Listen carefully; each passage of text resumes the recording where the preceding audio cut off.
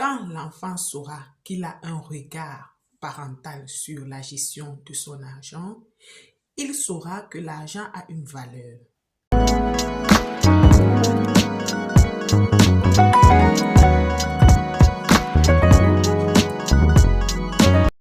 Bonjour à vous, j'espère que vous allez bien. Moi, je vais bien par la grâce de Dieu.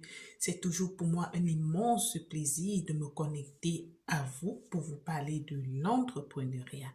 Pour ceux qui ne me connaissent pas, je suis Marie-Josée, entrepreneur juriste. Alors aujourd'hui, je me connecte à vous pour vous parler de la responsabilité parentale dans l'éducation financière d'un enfant. Le constat est clair. Dans la société, partout où nous nous trouvons, maintenant, que ce soit dans des écoles, que ce soit même dans nos domiciles, on se rend compte d'une dérive qui est le gaspillage, surtout en matière financière, par les enfants. Alors, j'attire l'attention des parents sur leurs responsabilités en ce qui concerne l'éducation financière de leurs enfants. Parce que curieusement, à l'école, généralement, on n'apprend pas à l'enfant à gérer son argent. On peut apprendre des mathématiques, on peut apprendre le français, on peut apprendre l'anglais et bien d'autres matières, sciences et autres, voilà. Mais l'éducation financière, c'est quelque chose qu'on ne retrouve pas souvent dans nos programmes éducatifs. Alors j'attire l'attention des parents sur ce fait-là. Chaque parent devrait apprendre à l'enfant à gérer son argent. Comment on va dire gérer son argent puisque c'est un enfant, il n'a pas d'argent? Généralement, les parents donnent de l'argent de poche aux enfants. Ayez l'habitude parfois de demander à l'enfant de vous rendre compte de la gestion de son argent de poche.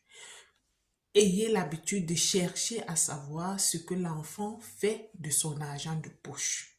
Cela va éviter le libertinage.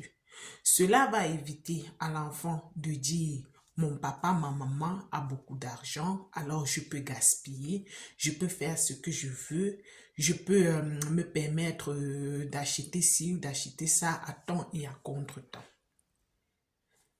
Quand l'enfant saura qu'il a un regard parental sur la gestion de son argent, il saura que l'argent a une valeur. Alors, il va valoriser cet argent. Il faudrait également que, avant même de demander à l'enfant comment il gère son argent, que vous soyez vous-même un exemple. Que l'enfant sache que j'ai mon parent qui travaille, voilà, à la sueur de son front pour pouvoir avoir cet argent. Alors que quand j'ai cet argent, par conséquent, je dois bien gérer cet argent parce que si je gaspille ou alors si mes parents gaspillaient, je ne devais pas avoir cet argent. Donc, ayez un regard sur la gestion financière, sur la gestion, voilà, j'en viens, des finances, de l'argent que vous donnez à vos enfants. Qui n'est pas comme l'impression que vous leur donnez de l'argent pour être derrière eux tout le temps, mais que de temps en temps, vous demandez, par exemple, qu'est-ce que tu as fait de ton argent? Ou alors, si je te donne telle somme, comment tu vas gérer? Qu'est-ce que tu achètes? Comment tu évolues? Comment est-ce que tu épargnes? Est-ce que tu dépenses de manière rationnelle? Ainsi de suite. Quand vous allez avoir ce rapport financier de votre enfant, vous serez donc à même de lui donner des conseils appropriés. Voilà comment tu peux utiliser ton argent. Voilà, tu peux utiliser cet argent peut-être pour t'acheter ce que tu veux. Voilà, tu peux utiliser une partie peut-être pour garder, pour épargner et pour pouvoir à l'avenir fonder quelque chose d'idéal, peut-être pour toi ou peut-être pour tes enfants. Voilà, donc la gestion financière, c'est très important. Il y a également la notion de gestion de la part d'héritage de chaque enfant. L'enfant doit savoir qu'il doit créer sa part d'héritage. Il est important pour chaque parent de laisser un héritage, de travailler pour laisser un héritage à son enfant.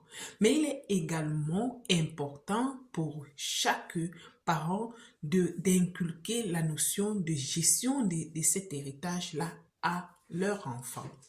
Pourquoi? Parce que malheureusement, on retrouve dans la société des enfants qui ont pour rôle ou alors des enfants qui ont pour activité principale la gestion de l'héritage. On te demande qu'est-ce que tu fais dans la vie? Je suis héritier. Non. L'enfant doit savoir qu'il doit travailler sa part d'héritage. Donc, il ne doit pas seulement croire qu'il est héritier, il ne doit pas seulement croire qu'il est né pour consommer. Il doit savoir que tout bien a une valeur. Il doit apprendre à prendre soin de ce qu'il a comme bien et à prendre soin justement, que ce soit de manière banale. Ça commence à l'âge vraiment très. Quand un enfant est encore tout petit, vous pouvez lui apprendre cela, peut-être pas la gestion de ses jouets. Quand vous achetez un jouet à l'enfant, il ne doit pas casser le jouet n'importe comment. Il ne doit pas dilapider tous ses ustensiles n'importe comment. Il ne doit pas les fracasser. Il ne doit pas les utiliser voilà, n'importe comment, sachant que papa ou maman vont en acheter. Voilà. Il doit prendre soin de ses jouets. Il doit, par exemple, les ustensiles à la maison. Si un enfant casse un verre, l'enfant doit savoir que si j'ai cassé le verre, si je n'ai pas fait attention, c'est pas bien. Il faudrait que je fasse attention aux biens qui sont à la maison, que ce soit les verres, que ce soit les assiettes, que ce soit la télé, ainsi de suite. Je dois faire attention parce que tout bien a une valeur. Alors donc, évitons de pousser les enfants à un certain libertinage parce que franchement, ça les entraîne à la dérive plus tard. Donc, l'enfant doit cultiver, voilà, cultiver le sens de la responsabilité. Ça va savoir gérer sa part d'héritage et vivre en sachant qu'il a également des enfants à pouvoir, du moins, qui va donner naissance également aux enfants plus tard et qu'il doit prendre soin de ces enfants-là en fonction justement de l'éducation que vous lui aurez donnée. Donc, apprenons vraiment aux enfants à être responsables. Ayons un regard sur la manière avec laquelle nos enfants gèrent leurs biens matériels, gèrent leurs biens financiers en général. Dernier point à aborder ici, c'est le retour sur investissement. Évitons, nous, parents en général, d'attendre d'un enfant un retour sur investissement. Le parent a l'obligation de prendre soin de son enfant. Mais en retour, l'enfant, je peux dire, n'a forcément pas cette obligation-là. Maximiser n'a forcément pas l'obligation de prendre soin de son parent plus tard s'il travaille ou quoi que ce soit. Maximiser sur l'éducation de votre enfant.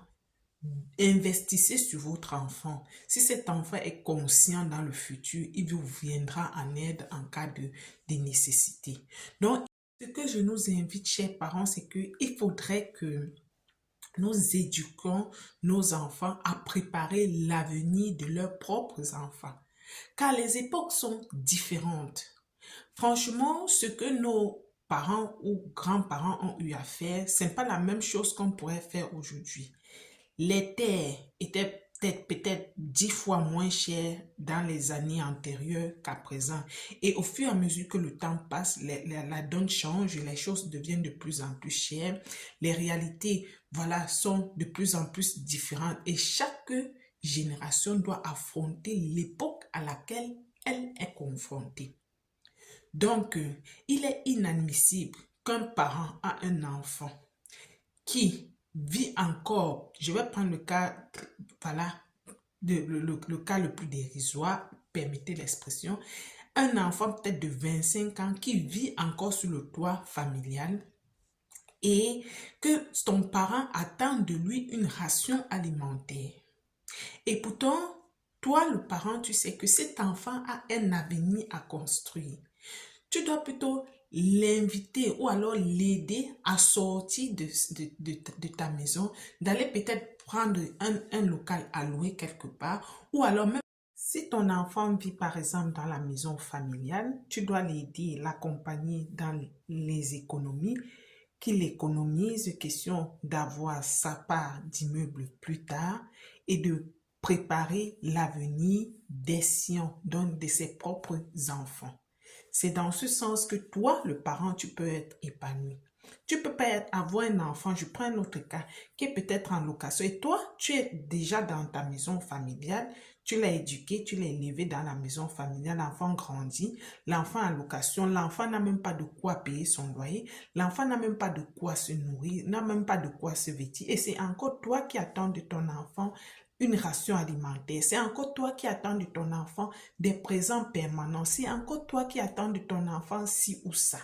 Et alors que tu sais que l'enfant traverse des moments difficiles, tu vas dire, je vous ai élevé, maintenant c'est à vous de me donner à manger. Non, là, tu seras un parent dans ce cas qui a échoué. Parce que tout bon parent doit veiller, doit travailler pour que ses enfants soient épanouis demain. Et maintenant, si tes enfants sont épanouis, s'ils sont de bonne moralité, s'ils ont la bonne conscience, ils vont t'aider, même sans que tu ne sois pour eux une charge morale, une charge physique, une charge vraiment atroce.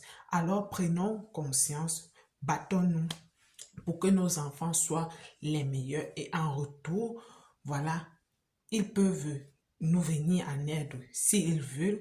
Et voilà, même s'ils ne nous viennent pas en aide, si quelqu'un s'est bien construit et autres, et que ses enfants se retrouvent, voilà, des grandes personnes demain, des personnes vraiment des leaders d'impact, voilà, des impacteurs de génération et des impacteurs des nations, c'est toujours une gloire pour nous. Donc, prenons conscience, chers parents, et essayons vraiment de travailler sur ce sens. Et ensemble, nous ferons des prouesses.